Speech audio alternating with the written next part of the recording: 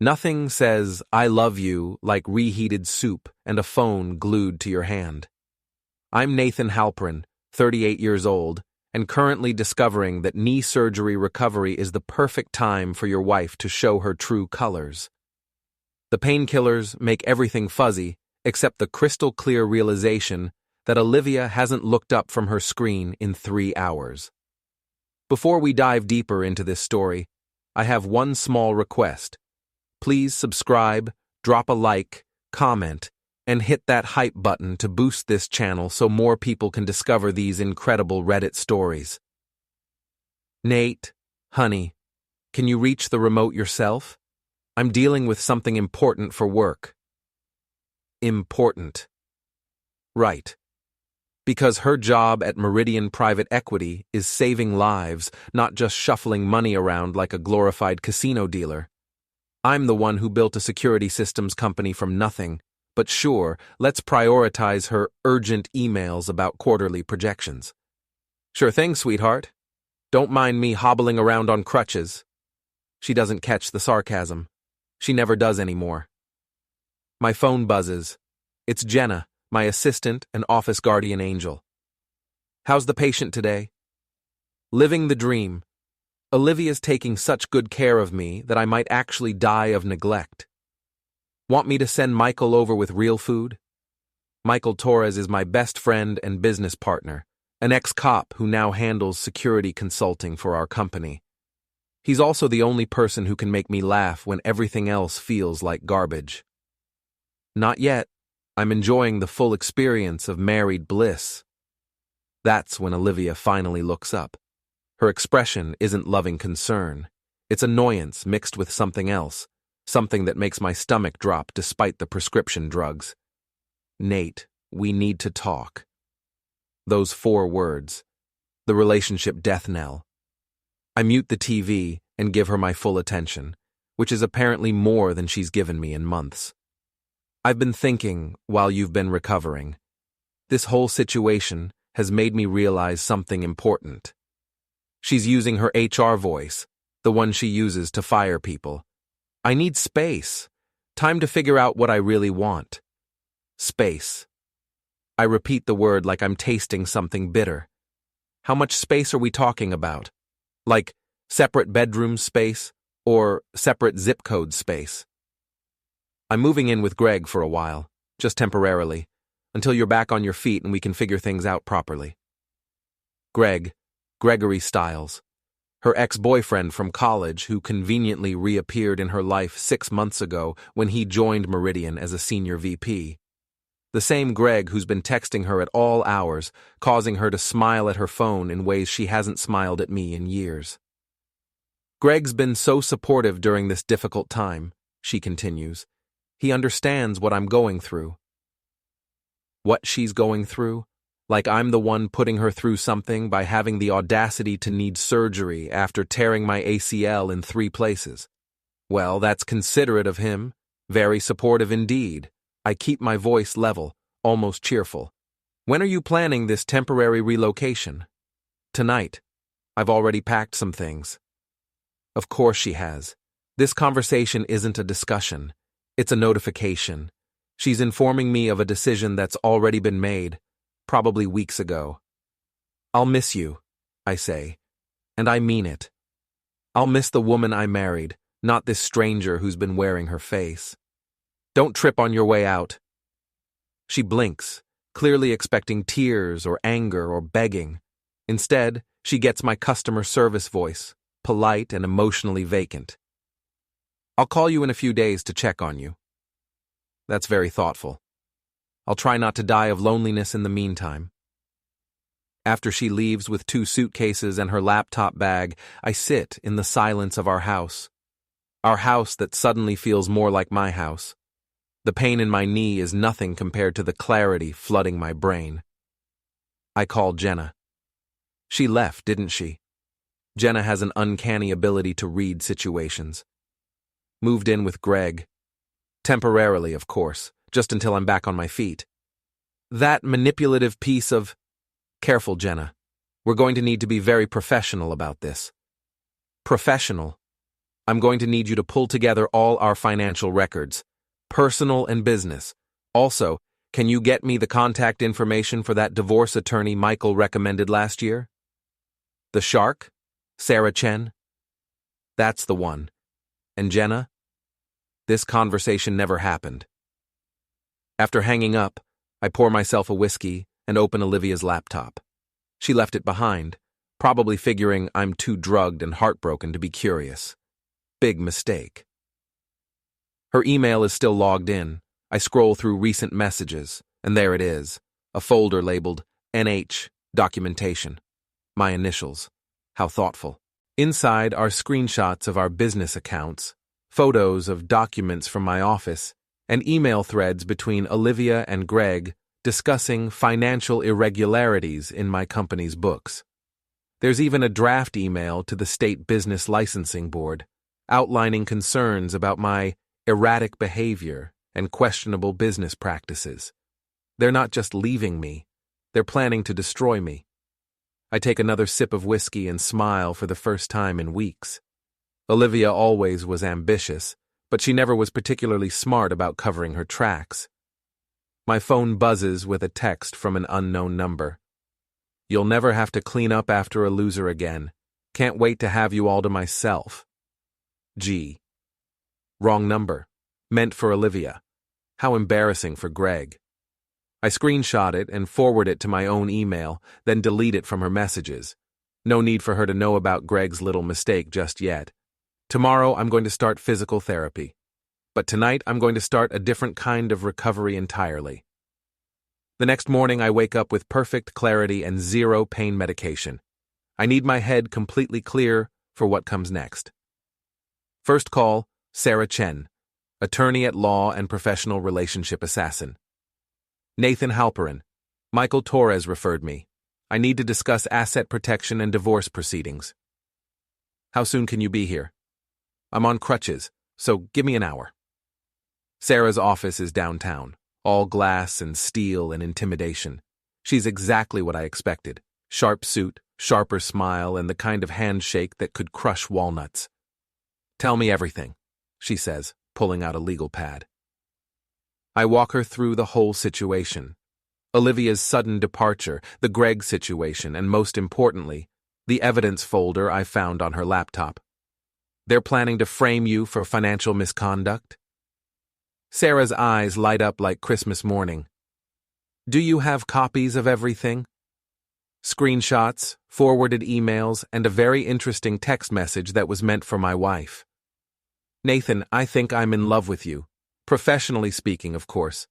We spend 2 hours going through options. By the time I leave, I have a strategy, a timeline, and a very expensive retainer agreement. Step 1.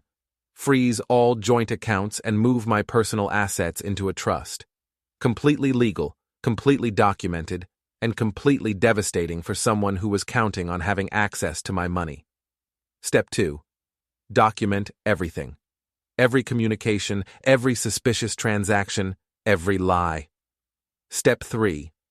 Let them hang themselves with their own rope.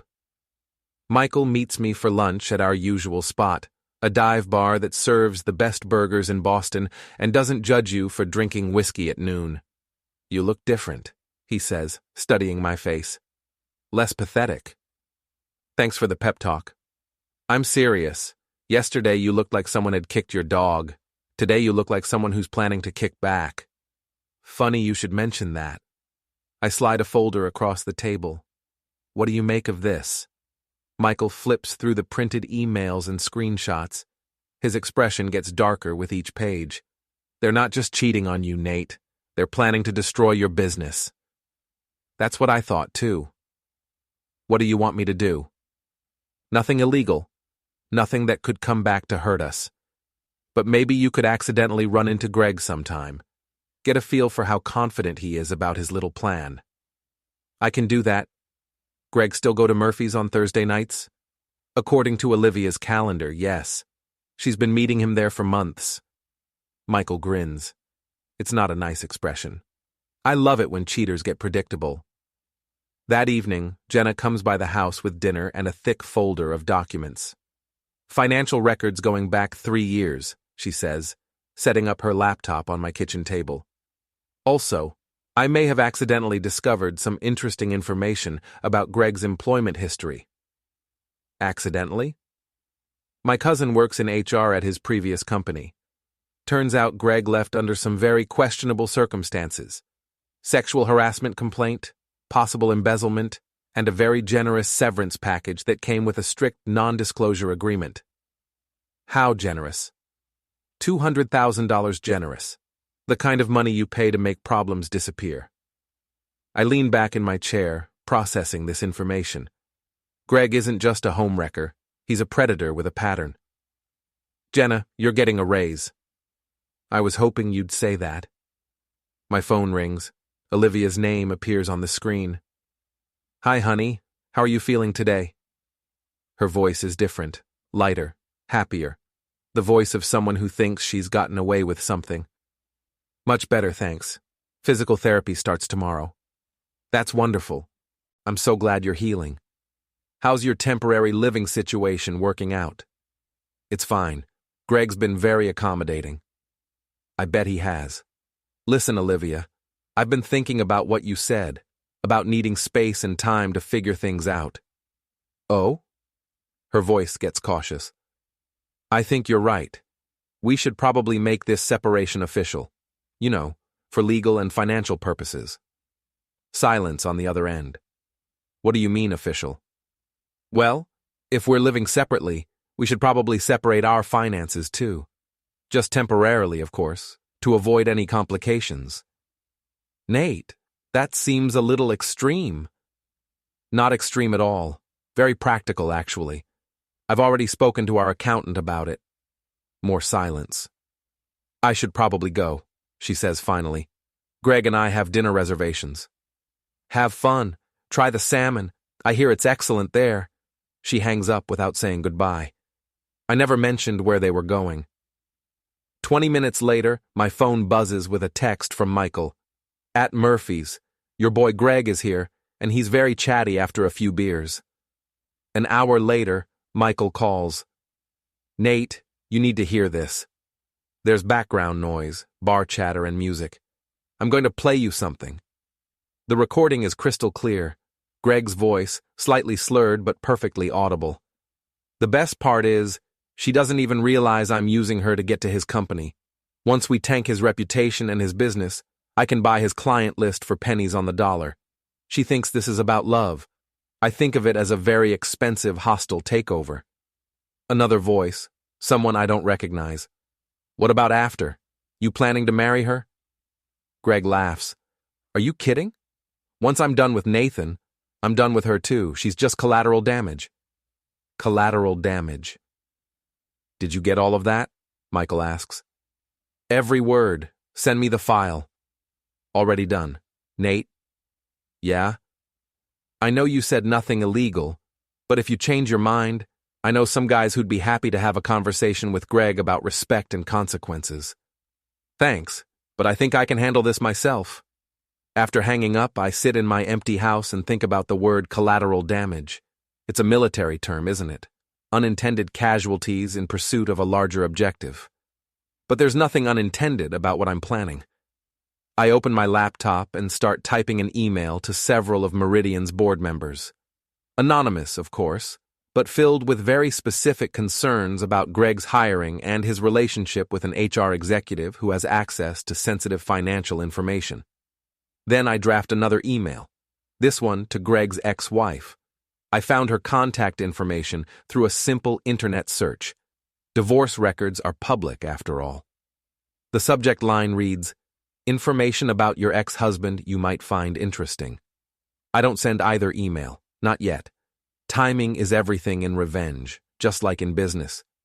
Instead, I call my security company's night shift supervisor. Hey Marcus, it's Nathan. I need you to pull some footage from our downtown client, the Meridian building. Specifically, I need any recordings of after-hours access to the executive floor over the past 3 months. Sure thing, boss. Anything specific I'm looking for? Just document everything. Who's coming and going, when and with whom. Full report by tomorrow morning. You got it. I pour another whiskey and toast the empty house. To collateral damage, I say aloud. May it be swift, thorough, and completely deserved. Physical therapy turns out to be the perfect cover for my real recovery project. While I'm supposedly focused on rebuilding my knee, I'm actually rebuilding my entire life. You're making excellent progress, says Janet, my physical therapist. Your attitude is remarkably positive for someone going through a separation. I'm finding the whole experience very motivating. That's an understatement. Every morning, I wake up with the kind of energy I haven't felt in years. Purpose is a hell of a drug. Marcus delivers the security footage report over breakfast. It's even better than I hoped. Your wife and Greg have been accessing the Meridian offices after hours at least twice a week for the past 2 months, he says, spreading out printed screenshots. Always together, always using her key card, always staying late into the night. Working hard, I'm sure. Oh, definitely, especially in the conference room with the big windows. Very dedicated employees. I study the timestamps. Every late-night session corresponds with a night Olivia told me she was working late or having dinner with her friend Priya. Marcus, I need you to do me another favor. Can you install a discrete security system in my house? Full coverage, cloud backup, the works. Expecting trouble? I'm expecting visitors who might not have my best interests at heart. That afternoon, Sarah calls with an update. The asset transfer is complete. Your personal accounts are now protected in the trust, and I've filed preliminary separation papers. Also, I did some digging on Gregory Stiles. Find anything interesting? His previous employer paid a substantial settlement to a female employee who accused him of sexual harassment and financial manipulation. The woman was an HR executive, just like your wife. The pattern becomes clearer. Greg doesn't just steal money, he steals entire lives. There's more, Sarah continues. I contacted the woman through a mutual legal connection. She's willing to talk, off the record. Set it up. That evening, I'm supposed to have dinner with Michael and Jenna to go over business matters, but first, I have a different appointment. Rebecca Martinez meets me at a coffee shop in Cambridge. She's about Olivia's age, professionally dressed, and carries herself with the careful posture of someone who's been through hell and survived. Thank you for reaching out, she says, sitting across from me. When Sarah told me about your situation, I knew I had to warn you. Tell me about Greg. He's a predator, but not in the obvious way. He targets successful women in positions of power, especially in finance. He studies them, learns their weaknesses, then slowly isolates them from their support systems. This sounds familiar. How does he do it? Charm, initially. He's very good at making women feel special, understood. Then he starts creating problems in their existing relationships. Little suggestions, tiny seeds of doubt. Your husband doesn't really appreciate you. You deserve someone who understands your ambition. And then he positions himself as the solution. The man who truly gets them, who supports their career, who wants to build something together. By the time they realize what's happening, he's already gotten what he wanted. Which is? Access to their money, their connections, their company's information. In my case, he used my position to embezzle nearly $500,000 from my employer. When I discovered what he was doing, he threatened to claim I was the one stealing, said he had evidence of my erratic behavior and questionable judgment. The coffee cup slips in my hand. This is exactly what Olivia and Greg are planning to do to me. How did you stop him? I didn't. He destroyed my career, my marriage, and my reputation. The only reason I'm not in prison is because my lawyer was smarter than his, but it cost me everything. Rebecca reaches into her purse and pulls out a thick folder. This is everything I have on Greg. Financial records, email communications, witness statements from other women he's targeted. I've been waiting 3 years for someone to give me a chance to use it. I take the folder with shaking hands. Why are you helping me? Because you're not his first victim, and you won't be his last, unless someone stops him. That night, I spread Rebecca's evidence across my dining room table like a general planning a campaign. Bank statements, email printouts, legal documents, and photographs. Greg's entire pattern laid out in black and white. My phone buzzes. A text from Olivia. Can we talk tomorrow? There are some things we need to discuss about the house and finances. I text back. Of course. My place or yours? I'll come by around 7. Greg has a late meeting. Perfect. I spend the next day preparing. Not just mentally, but physically. I set up the new security cameras, test the recording equipment, and arrange the evidence in strategic locations throughout the house. Michael stops by around 5 to help with the final preparations. You sure about this approach? He asks, adjusting a hidden camera angle. She's coming here to threaten me, Michael, to deliver Greg's ultimatum and make me think it's her idea. I want every word documented. And if she gets suspicious about the cameras? She won't. Olivia never paid attention to the technical side of my business. She has no idea what modern surveillance equipment looks like. At exactly 7 o'clock, Olivia's car pulls into the driveway. I watch through the window as she sits for a moment, checking her appearance in the rearview mirror. She's dressed for business, power suit, perfect makeup, confident posture. She's coming to destroy me, and she wants to look professional while doing it. I open the door before she can knock. Hi, honey. You look beautiful. Thank you. She steps inside, looking around the house like she's seeing it for the first time. How's your knee? Much better. I'm almost ready to go back to work full time. That's good to hear. We sit in the living room, the same couch where we used to watch movies together. Now it feels like a negotiation table. Nathan, I've been doing a lot of thinking about our situation. I'm sure you have. I think it's time we talk seriously about our future, about what a divorce would look like. Okay, what did you have in mind? She pulls out a folder from her purse. Of course, she brought paperwork.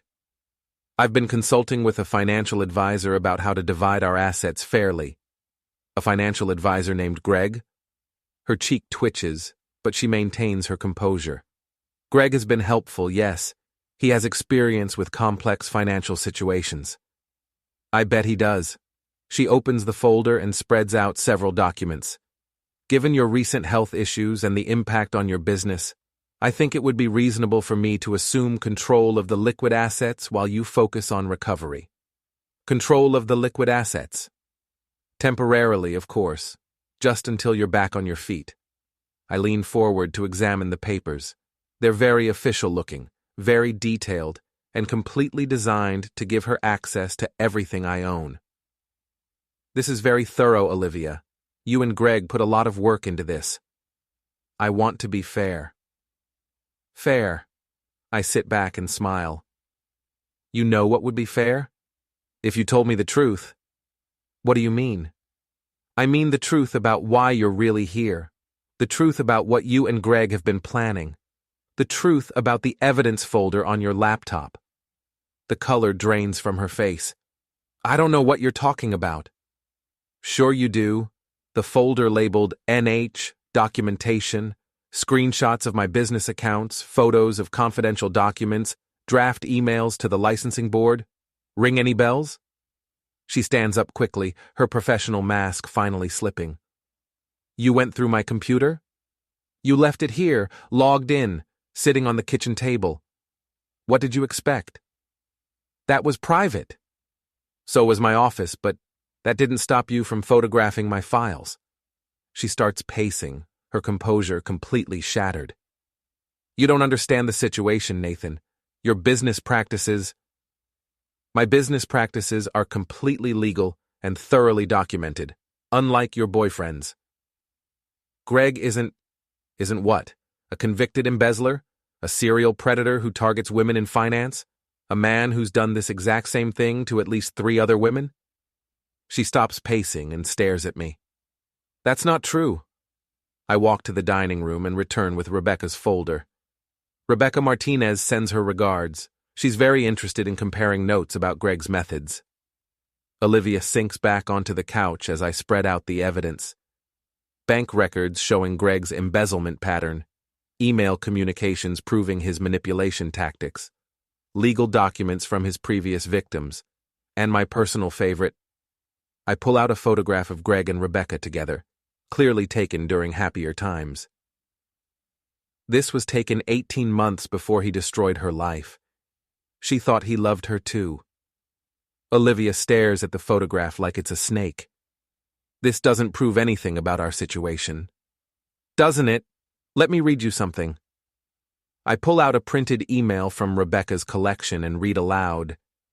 Your husband doesn't understand your potential. You deserve someone who appreciates your intelligence and ambition. Someone who wants to build an empire with you, not hold you back. Olivia's face goes white. Sound familiar? Greg's not very original with his lines. She's quiet for a long time, studying the evidence spread across the coffee table. Even if this is true, she says finally, it doesn't change the problems in our marriage. You're right. It doesn't change the fact that you were willing to destroy my business and frame me for crimes I didn't commit. You never what? Never planned to accuse me of financial misconduct? Never gathered evidence to support false claims? Never conspired with a known criminal to steal everything I've built? She can't answer because we both know it's true. Here's what's going to happen, Olivia. You're going to go back to Greg's place and tell him the plan is off. You're going to return every document you've stolen from my office. And you're going to pray that I don't decide to press charges for conspiracy and theft. You can't prove any of this. I smile and point to the small camera mounted discreetly in the corner of the room. Actually, I can. This entire conversation has been recorded. Your admission that you've been working with Greg, your attempt to coerce me into signing over my assets. All of it. She follows my gaze to the camera, then looks around the room and spots two more. You recorded me without my consent. In my own home, discussing criminal activity you initiated. Completely legal. She grabs her purse and heads for the door. This isn't over, Nathan. Yes, it is. You just don't know it yet. After she leaves, I sit in the quiet house and pour myself a celebratory whiskey. Phase 1 is complete. Tomorrow, the real fun begins. I wake up to 17 missed calls and 43 text messages. Apparently, Olivia had an interesting conversation with Greg after leaving my house. The messages start angry and escalate to desperate. You're making a huge mistake. We can work this out reasonably. Don't do anything you'll regret. Answer your phone. I'm coming over. The last message was sent at 2:17 a.m. I check the security system footage and see Greg's BMW parked outside my house for 3 hours last night. He never got out of the car, just sat there like a stalker, probably working up the courage to do something stupid. I forward all the messages and the security footage to Sarah, then call her office. They're panicking, I tell her. Olivia knows I have evidence and Greg's starting to show his true colors. Perfect. Panicked people make mistakes. Are you ready for phase 2? More than ready. I'll file the restraining order this morning. After last night's stalking behavior, it should be approved immediately. What about the divorce papers? Already prepared. We'll serve them both at their workplace. Maximum embarrassment, minimum opportunity for them to coordinate a response. I spend the morning at physical therapy, which is becoming my favorite part of the day. Not because I enjoy the exercises, but because the routine gives me time to think and plan. You seem different today, Janet observes as I work through knee extensions. More focused. I'm starting to see the light at the end of the tunnel. That's wonderful. Recovery is as much mental as physical. She has no idea how right she is. After therapy, I drive to Michael's office. He's waiting with a fresh pot of coffee and a shit-eating grin. Did you see the news this morning? What news? He hands me a printed article from the Boston Business Journal. Meridian Private Equity under investigation for securities violations. I scan the article quickly. Anonymous tip led to a state investigation into possible insider trading and client information misuse. The investigation is focusing on recent unusual trading patterns and potential conflicts of interest among senior staff. You wouldn't know anything about this anonymous tip, would you? Michael asks. I might have shared some concerns with the appropriate regulatory authorities as a responsible citizen. Responsible citizen. I like that. My phone rings. It's Jenna. Nathan, you need to get to the office, now. What's wrong? Greg and Olivia are here. They're demanding to speak with you and they brought some kind of lawyer with them. On my way. Michael and I arrive at my office building to find Greg's BMW parked illegally in a handicapped space, subtle as always. In the lobby, I can hear raised voices coming from the elevator area. Greg's voice specifically loud and angry. This is harassment! We have rights! The elevator doors open as we approach, and out steps Greg, red-faced and gesturing wildly at a very calm-looking man in an expensive suit. Olivia follows behind them, looking like she'd rather be anywhere else.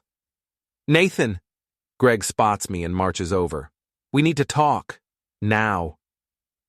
I don't think we do, Greg. In fact, I think you need to leave. You can't just destroy people's lives because you're bitter about your marriage. Destroy people's lives? I look around the lobby, making sure other people can hear this conversation. That's an interesting choice of words, coming from you. The man in the expensive suit steps forward. Mr. Halperin, I'm David Walsh, representing Mr. Stiles and Mrs. Halperin. We'd like to discuss a resolution to this situation. What situation would that be? The false allegations you've made to regulatory authorities, the harassment campaign against my clients, and the illegal recording of private conversations. I smile. This is going better than I hoped. False allegations? I simply shared publicly available information about Mr. Stiles' employment history with the appropriate authorities. As for harassment, I believe your client spent 3 hours parked outside my home last night, despite being asked to stay away. Greg's face gets redder. You can't prove that. Actually, I can. I pull out my phone and show him a screenshot from the security footage. High-definition cameras with timestamps, very clear image of your license plate. The lawyer whispers something to Greg, who reluctantly takes a step back. Mr. Halperin, the lawyer continues, my clients are prepared to offer a generous settlement to resolve this matter quietly. Settlement for what? I haven't sued anyone. To avoid any further misunderstandings. Misunderstandings like embezzlement? Like conspiracy to commit fraud? Like stalking and harassment? Olivia finally speaks up. Nathan, please, can we just talk privately? I don't think that's a good idea, Olivia. The last time we talked privately, you tried to coerce me into signing over my assets to cover up your boyfriend's crimes. That's not what happened. I have it on video. Would you like me to play it for everyone? The lobby has gotten quiet. Other tenants and visitors are obviously listening to every word. Greg loses what's left of his composure. You think you're so smart, you pathetic cripple. You have no idea what you're dealing with. The silence that follows is deafening. Michael steps forward. Did you just threaten my friend? I didn't threaten anyone. Sounded like a threat to me. What did it sound like to you, Nathan? Definitely a threat, in front of witnesses, after a night of stalking behavior. The lawyer grabs Greg's arm. We're leaving, now. As they head toward the exit, Greg turns back. This isn't over. Yes, it is, I call after him. You just don't know it yet. After they leave, Michael and I go up to my office where Jenna is waiting with a bottle of champagne. Too early to celebrate? She asks. Never too early to celebrate stupidity. Greg just made terroristic threats in front of a dozen witnesses. Speaking of witnesses, Michael says, pulling out his phone, I may have recorded that entire conversation. You magnificent bastard. I learned from the best. That afternoon, Sarah calls with updates. The restraining order is approved. Greg can't come within 500 feet of you or your property. Also, I've filed additional harassment charges based on this morning's incident. What about the divorce? Olivia will be served tomorrow at work, along with a lawsuit for conspiracy, theft of trade secrets, and intentional infliction of emotional distress. How much are we asking for? $2 million. Her portion of the marital assets plus punitive damages. That seems fair. Oh, and Nathan? Rebecca Martinez called. She wants to file her own lawsuit against Greg, using your evidence to support her case. Apparently, the statute of limitations hasn't expired on his embezzlement. Tell her she has my full support. That evening, I'm home alone, enjoying the peace and quiet, when my doorbell rings. Through the security monitor, I see a delivery driver with a large package. I open the door to find not a delivery driver, but Greg, wearing a fake uniform and holding a clipboard. Surprise, asshole. He pushes past me into the house, clearly violating the restraining order. Greg, you need to leave. Now. Not until we settle this like men. Like men? You mean like adults who handle disputes through legal channels? I mean like this. He swings the clipboard at my head. I duck, and he misses, but the movement throws me off balance. My bad knee buckles, and I go down hard. Not so tough now, are you? He stands over me, raising the clipboard again. That's when the security system's panic alarm goes off, triggered by the motion sensors detecting a struggle. The sound is deafening. Greg drops the clipboard and covers his ears. What the hell is that? That's the sound of you going to prison. Through the noise, I hear sirens approaching. The security system automatically contacts the police when the panic alarm is triggered. Greg realizes what's happening and runs for the door, but it's too late. 2 patrol cars are already pulling into the driveway. The next few minutes are chaos. Police officers, paramedics, statements, and photographs. Greg is arrested for violating the restraining order, breaking and entering, and assault. As they put him in the back of the patrol car, he screams at me through the window. You set me up. No, Greg, you set yourself up. I just provided the documentation. Later that night, Sarah calls with the final update. Greg's in jail, held without bail due to the restraining order violation. Olivia's been served with the divorce papers and the lawsuit. And the best part? Meridian fired them both this afternoon. Both of them? Corporate doesn't like employees who attract regulatory investigations and criminal charges. Bad for the company image. I pour myself a whiskey and sit on my couch, looking around the house that's finally mine again. My phone buzzes with a text from an unknown number. This is Olivia. I'm sorry. Can we please work this out? I delete the message without responding. There's nothing left to work out. 3 months later, I'm back at work full-time, my knee is completely healed, and my life has never been better. The divorce is final, the lawsuits are settled, and Greg is serving 18 months in county jail for assault, harassment, and violating the restraining order. Olivia moved back to Chicago to live with her parents. She lost her job, her reputation, and most of her friends. The last I heard, she was working as a temp at an insurance company, making about a quarter of what she used to earn. Rebecca Martinez got her justice, too. The evidence we provided helped her win a substantial settlement from Greg's previous employer and led to criminal charges that will keep him busy with legal problems for years to come. You know what the best part is? Michael says, as we're having lunch at our usual spot. They did it all to themselves. How do you figure? Think about it. If Olivia had just asked for a divorce like a normal person, she would have gotten half of everything. Instead, she got nothing. She got worse than nothing. She got exactly what she deserved. My phone buzzes with a text from Sarah. Final settlement check cleared. Congratulations on your victory. Victory. It's a nice word, but it doesn't quite capture what this feels like. It's not just that I won, it's that justice was served. Greg and Olivia thought they could destroy an innocent person to get what they wanted, and instead, they destroyed themselves. Jenna stops by our table with a newspaper. Thought you'd want to see this, she says, pointing to a small article in the business section. Former Meridian executives plead guilty to securities fraud. I scan the article. Greg and Olivia were charged with additional crimes related to their insider trading scheme at Meridian. They both pled guilty to avoid longer prison sentences.